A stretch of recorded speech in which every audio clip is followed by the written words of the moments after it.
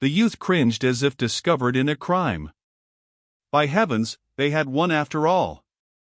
The imbecile line had remained and become victors. He could hear cheering.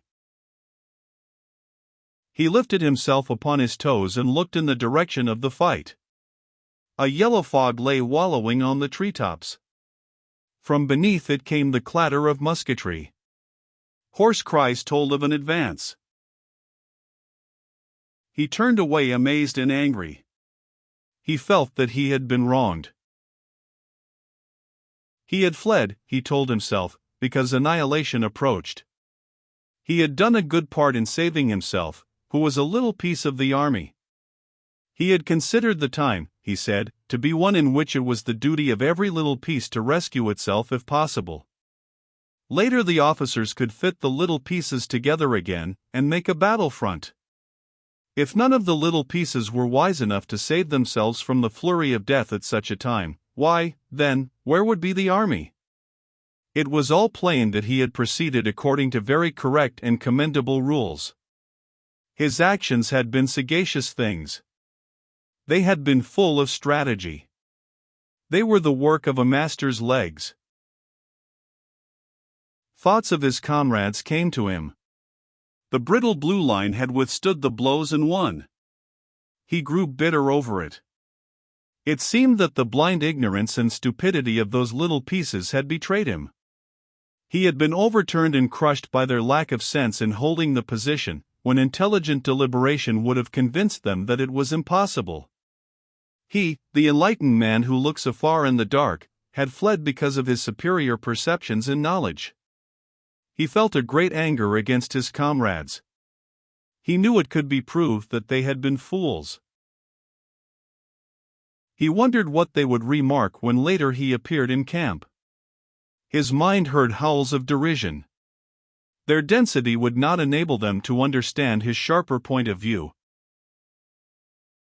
He began to pity himself acutely. He was ill-used. He was trodden beneath the feet of an iron injustice.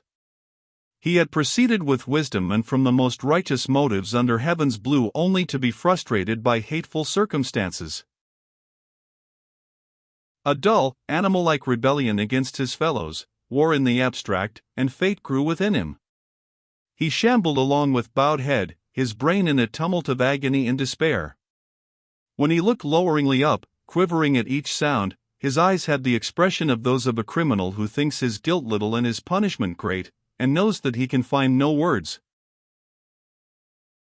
He went from the fields into a thick woods, as if resolved to bury himself. He wished to get out of hearing of the crackling shots which were to him like voices. The ground was cluttered with vines and bushes, and the trees grew close and spread out like bouquets. He was obliged to force his way with much noise.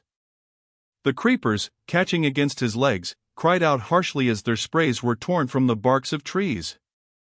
The swishing saplings tried to make known his presence to the world. He could not conciliate the forest. As he made his way, it was always calling out protestations. When he separated embraces of trees and vines, the disturbed foliages waved their arms and turned their face leaves toward him. He dreaded lest these noisy motions and cries should bring men to look at him. So he went far, seeking dark and intricate places.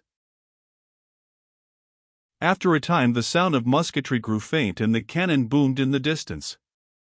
The sun, suddenly apparent, blazed among the trees. The insects were making rhythmical noises. They seemed to be grinding their teeth in unison. A woodpecker stuck his impudent head around the side of a tree. A bird flew on light-hearted wing. Off was the rumble of death. It seemed now that nature had no ears. This landscape gave him assurance. A fair field holding life. It was the religion of peace. It would die if its timid eyes were compelled to see blood. He conceived nature to be a woman with a deep aversion to tragedy. He threw a pine cone at a jovial squirrel, and he ran with chattering fear. High in a treetop he stopped, and, poking his head cautiously from behind a branch, looked down with an air of trepidation. The youth felt triumphant at this exhibition. There was the law, he said. Nature had given him a sign. The squirrel, immediately upon recognizing danger, had taken to his legs without ado. He did not stand stolidly baring his furry belly to the missile, and die with an upward glance at the sympathetic heavens. On the contrary, he had fled as fast as his legs could carry him, and he was but an ordinary squirrel, too doubtless no philosopher of his race. The youth wended, feeling that nature was of his mind. She reinforced his argument with proofs that lived where the sun shone. Once he found himself almost into a swamp. He was obliged to walk upon bog tufts and watch his feet to keep from the oily mire. Pausing at one time to look about him, he saw, out at some black water, a small animal pounce in and emerge directly with a gleaming fish. The youth went again into the deep thickets. The brushed branches made a noise that drowned the sounds of cannon. He walked on, going from obscurity into promises of a greater obscurity. At length he reached a place where the high, arching boughs made a chapel. He softly pushed the green doors aside and entered. Pine needles were a gentle brown carpet. There was a religious half-light. Near the threshold he stopped, horror-stricken at the sight of a thing.